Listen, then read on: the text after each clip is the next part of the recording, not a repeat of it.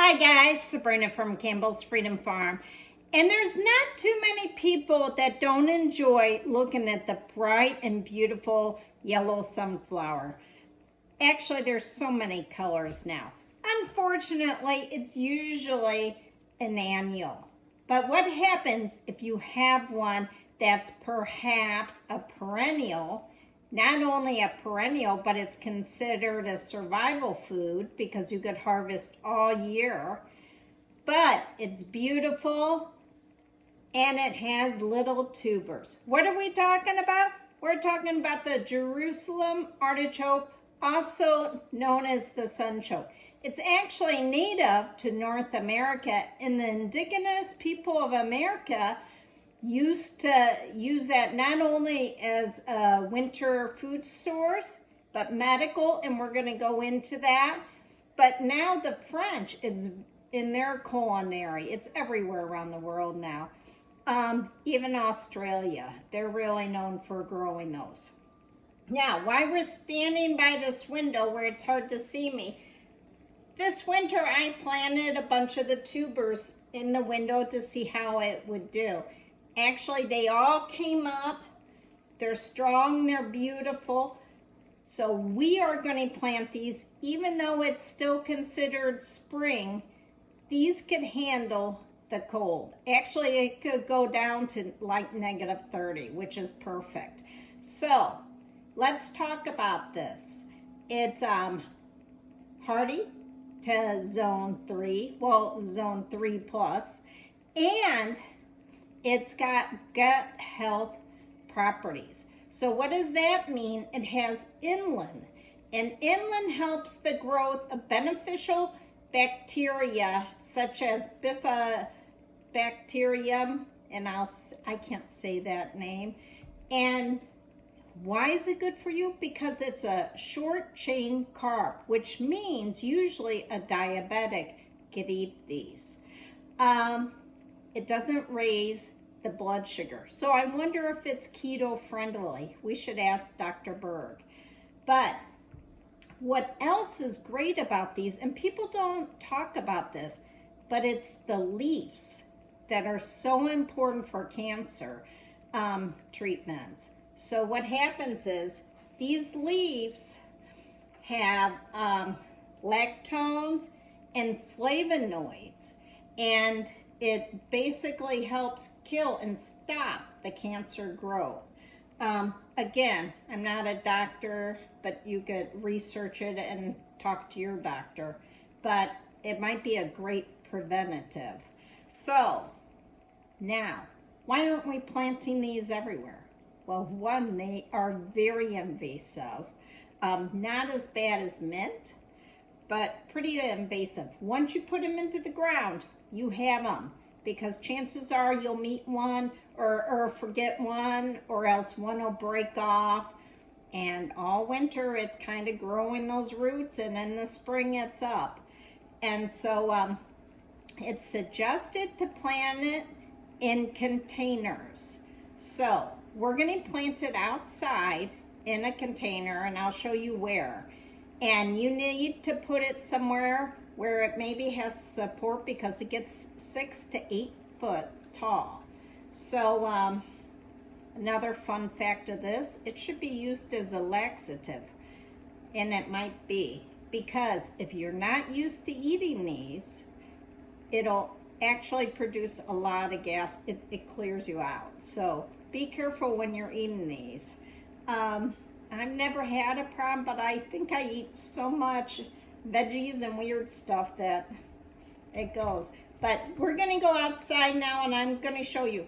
Now, one more thing. When we plant these outside, it's good to do companion planting, because these take a while to come up.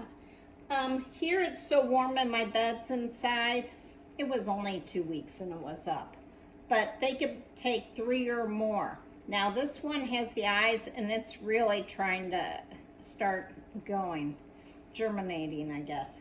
Now, so you could plant these with spinach or lettuce, something cold hardy, and by the time it comes up, that'll be an insulator for the bed.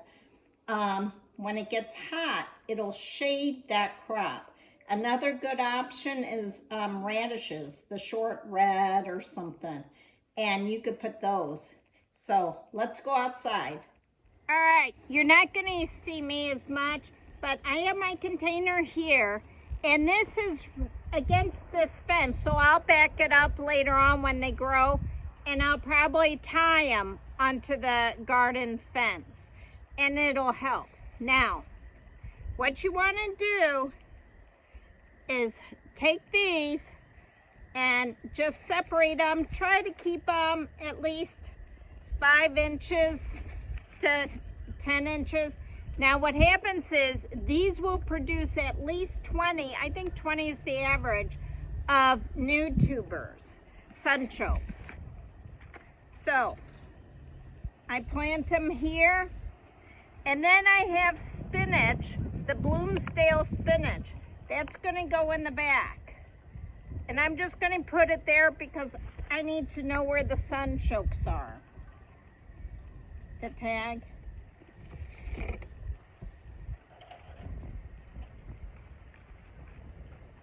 Okay, so here's the spinach, 3 spinaches. And then I'm going to take compost and just cover everything. Now, these should be at least 2 to 3 inches. 3 inches would be better.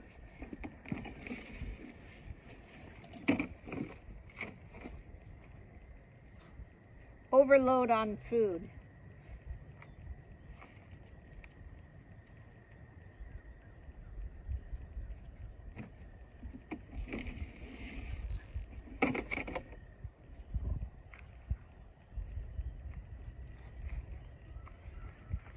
Okay, so those are in. Now I'm just taking radishes and I'm going to sprinkle them in front. Now radishes don't get very tall. They don't go very deep, so they're not going to affect these. And you know, radishes are a 30-day deal. And I'm just going to sprinkle these around. And by the time the sunchokes get bigger, then I'll probably put some flowers in here that can handle the heat. And then I'm just lightly covering these.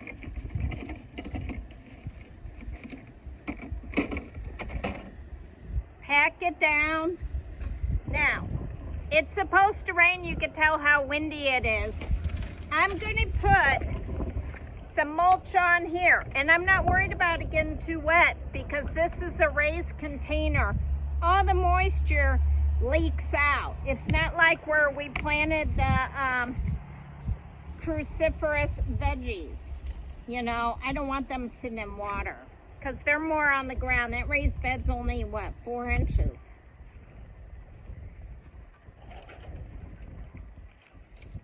And that's it.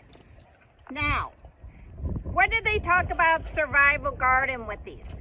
What happens is, and I read this and I'm not sure if it's true, when you harvest these, you store it just like a regular tuber, and you could have it all year, all winter.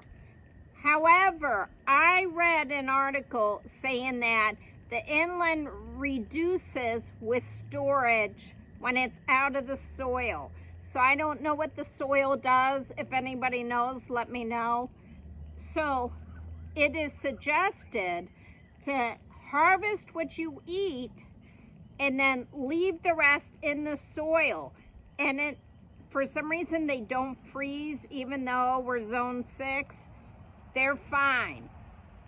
And that's what the indigenous people and other people do. They harvest all year. So it's a survival food. Then in the fall, this is a 3-month deal. It takes a long time, maybe 4 months. Then we're going to cut the stalks because we don't want the flower seeds to go anywhere once they're done. And I'm just going to leave mine, and I'll show you how I'm going to harvest the ones we're going to use. And then I want to also show you where I bought these. Now, you know I go to Pan Asia. I don't know if you could see that. So for a pack of this, it's $2.27. It's not very expensive. It's not cheap like potatoes where you get a whole bag. But go to an Asian market. I don't know who else sells it, but it's relatively inexpensive. And try it. You know, just don't put it in the ground unless you want it to be invasive. That's all I could say. And we'll do some recipes with this. I'll have to buy some more. And we'll have to do recipes and I'll show you. But you could also eat them raw too, or like a chestnut, water chestnut. So for the Asians where you stir fry, it's very good for this. I like them roasted. Very good for that. But this, Sabrina, from Campbell's Freedom Farm. So another thing that you could plant in the spring, even though it's going to be cold still. Have a great day and please subscribe, like, and share. Bye.